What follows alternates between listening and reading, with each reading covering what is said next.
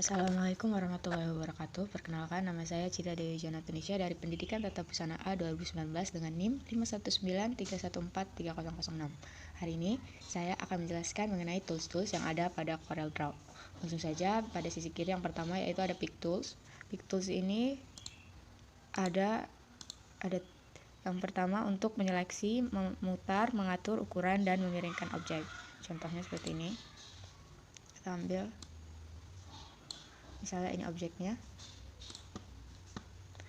Nah, menggunakan tools ini itu untuk menyeleksi, bisa untuk membesarkan ataupun mengecilkan.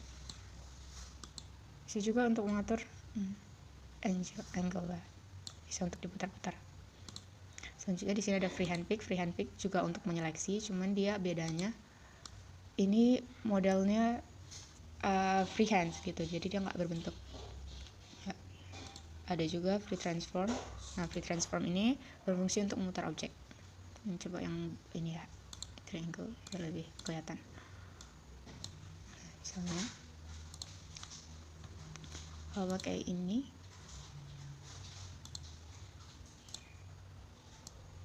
jadi seperti ini cara penggunaannya.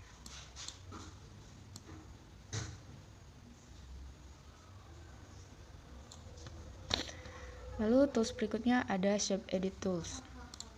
Nih, yang pertama ada shape tools, fungsinya untuk mengedit objek yang berbentuk kurva. Jadi untuk menggunakan shape edit layout ini dia harus diubah dulu ke bentuk kurva. Convert to curve. Coba pindahin dulu ya. Kita pindahin, terus kita pakai shape tools. Nah, setelah itu baru bisa diubah bentuknya sesuai keinginan kita.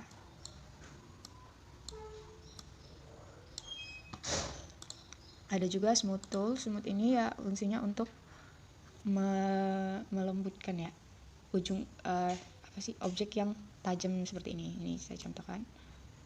Nah, dia jadi seperti ini. Dapat dilihat ya. Lalu ada juga smear tool. Smear tool ini fungsinya menarik objek dengan menyeret garis tepi. Jadi ini kan, ini misalnya garis tepinya ditarik seperti ini.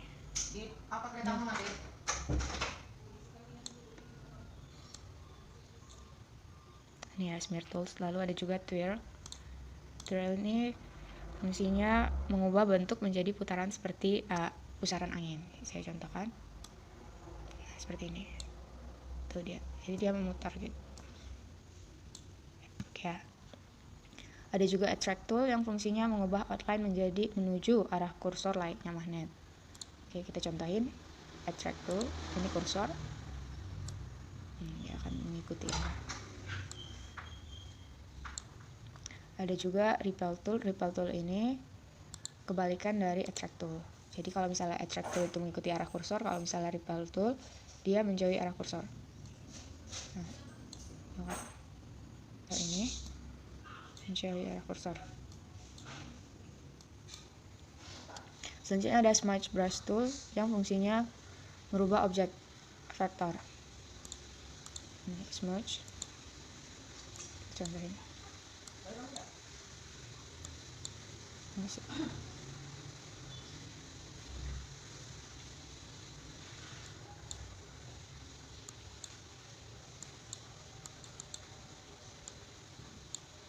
Tuh, lihat kan? Atau bisa untuk menambahkan ataupun mengurangi.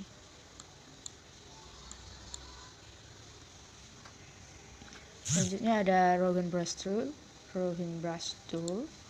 Ini untuk memberikan efek kasar pada pinggiran dari objek. Saya contohin. Nah, jadi kasar gitu ya. Oke. Selanjutnya itu ada crop tool layout. Yang pertama itu crop. Ya crop biasa ya untuk memotong bagian gambar yang terseleksi dari gambar. Jadi misalnya gini. Ini kita seleksi. Misalnya kita mau yang ini aja. Nah, maka yang lainnya hilang. Tuh. Kita contohin lagi. Oke.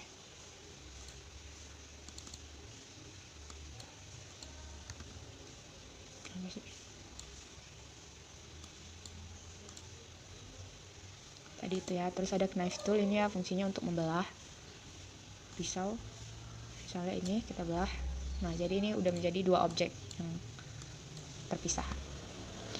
Selanjutnya ada juga virtual segment delete. Virtual segment delete ini berfungsi memotong bagian gambar yang berpotongan dengan gambar lain. Contohnya ya, kita contohin. Misalnya ini kita buat berpotongan seperti ini. Nah, menggunakan virtual segment delete kita bisa, misalnya ya, ini kita ambil gambar yang ini. Salah deh. Kita ambil gambar ini. Nah, gitu. Jadi dia langsung hilang sendiri. Nah, gitu kan. Langsung hilang. Yang lainnya ada eraser biasa, yaitu untuk menghapus ya. Saya contohin. Mana nih?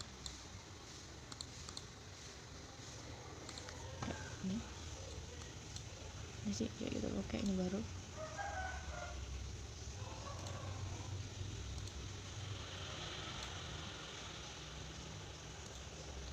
Menggunakan eraser.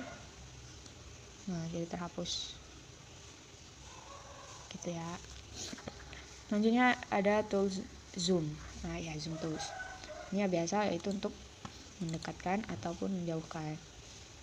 Ada juga drag tools, pen tool, tapi sama sih itu dengan drag, yaitu memindahkan tampilan gambar pada layar nih seperti ini. Nah, ini menggunakan pen tool. Lalu ada ini curve layout. Curve ini seperti ini ya, seperti tangan manusia. Jadi ini ada free hands yang pertama. Yang pertama ada free hands. Ini tuh gak seperti gambar menggunakan tangan. Jadi ini gambar bebas, bisa gambar apa aja. Nah, kita membuat seperti ini ya. Lalu ada 2 point line. Ini ya, yaitu hanya satu garis dengan 2 poin ya, 2 titik seperti ini. Begini.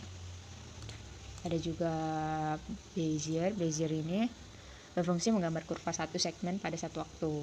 Jadi ini misalnya, yap. Nah, dia langsung membentuk kurva.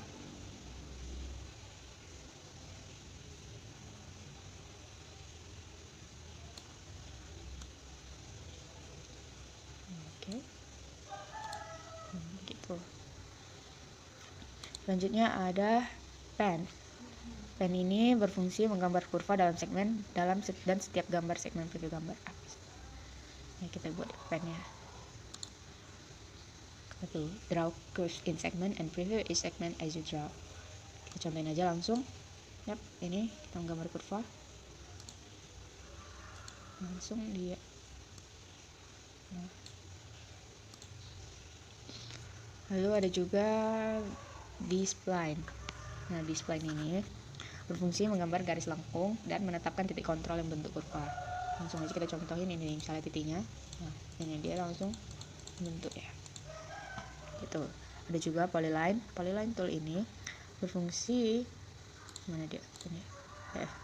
Polyline menggambar kurva yang terhubung dan garis lurus dalam satu tindakan. Jadi dia bisa untuk kurva dan garis lurus. Ini garis lurus, tapi bisa juga untuk kurva.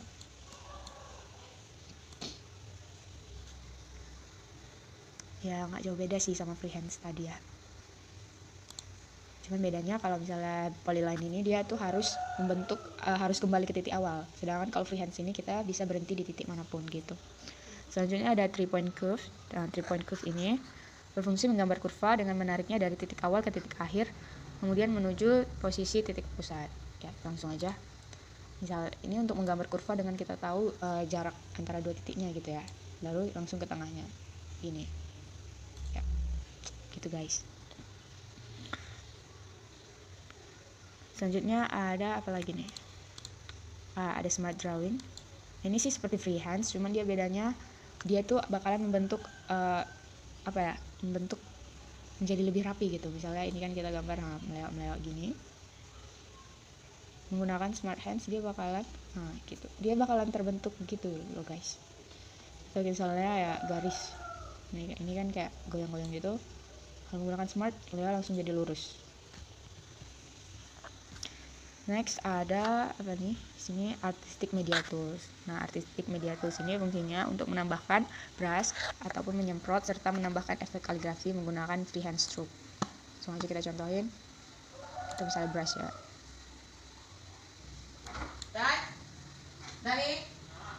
Matikan air, kereta mama dipanasin. Ini ada model dulu, tolong. Ini ada model macam-macam, bisa kayak gini juga. Dan masih banyak lagi. Nah, ini brush stroke. Nah, seperti itu ya. Ada juga ini kaligrafi.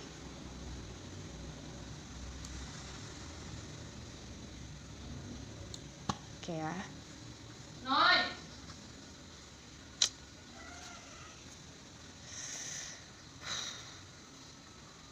Nah, selanjutnya dari rectangle tool biasa ini untuk membuat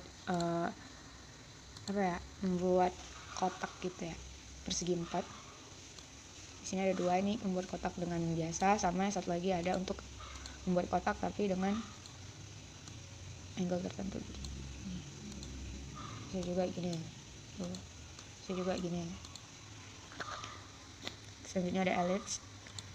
Ini biasa, ini untuk membuat lingkaran. Terus ada 3 point ellipse seperti yang tadi juga ya. Nah, misalnya seperti ini. Taran. Sekali lagi.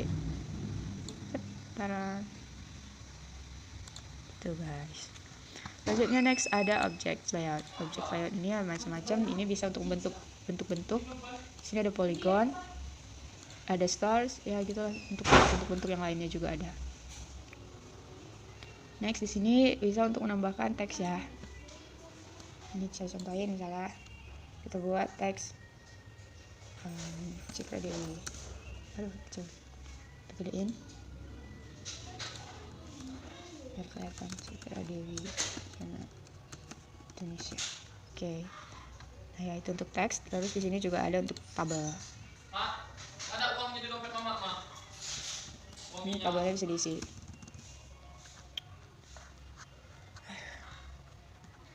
Selanjutnya ada dimension layout. Nah, ini bagusannya kita buat di ini baru aja ya. Ma, uangnya ada dompet mama. Mari. Sini ada parallel dimension. Pertama kita bentuk dulu objeknya.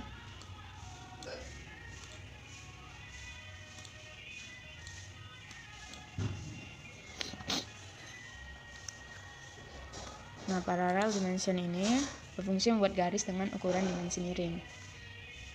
Kita contohin. Nah, stop. Nah, gitu dia. Jadi tuh dia ada ukurannya. Ini tuh biasanya digunakan untuk alat bantu gitu loh. Alat bantu untuk membuat gambar. Jadi ini udah tahu ukurannya segini gitu. Ini, nah kalau itu tadi untuk angle miring, yang ini ya horizontal dan vertikal. Stop. Gitu.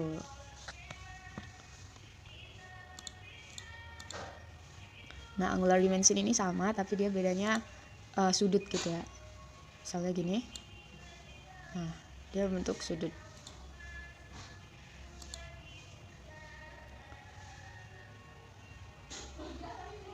Selanjutnya ada segmen. Ini sih misalnya untuk tahu ya ininya berapa gitu. Nah, tuh kasih tahu panjangnya. Jadi ini biasanya sih untuk tahu ya ukuran dari objek tertentu. Selanjutnya ada 3 point callout. Ini ya biasanya digunakan untuk membuat presentasi gitu ya. Nah, ini untuk membentuk kayak tanda panah gitu.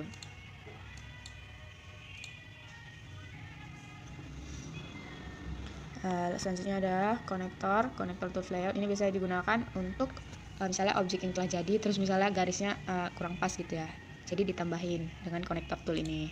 Di sini ada macam-macam, ada streak, ada right angle ini siku-siku, sama round right connector. Ini dia tuh kayak kurva gitu, setengah lingkaran. Kita contohin aja. Nah ini yang bisa diubah juga bentuknya. Oh dia nggak berbentuk lingkaran ya ternyata, tapi dia sudutnya itu membulat gitu di ujungnya.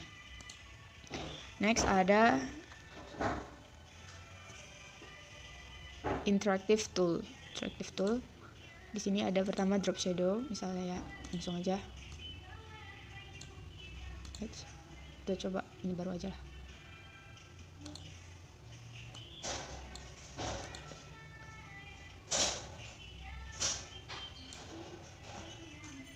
Saya drop shadow.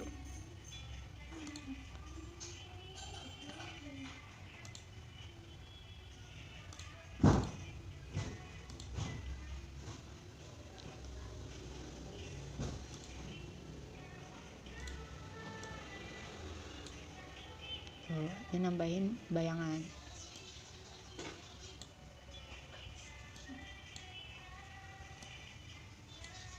Oke gitu ya. Selanjutnya ada kontur. Kontur ini untuk memperjelas garis pinggir.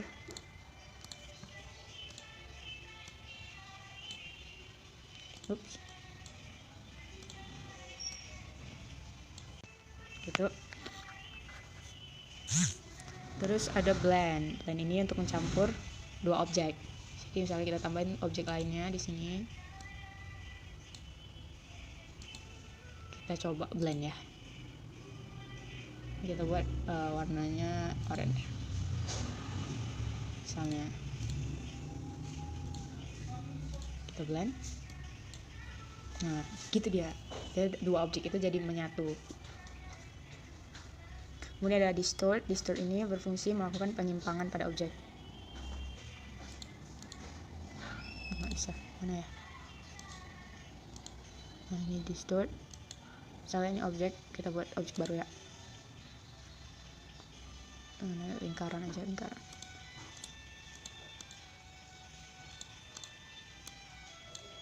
Misalnya, terus kita distort.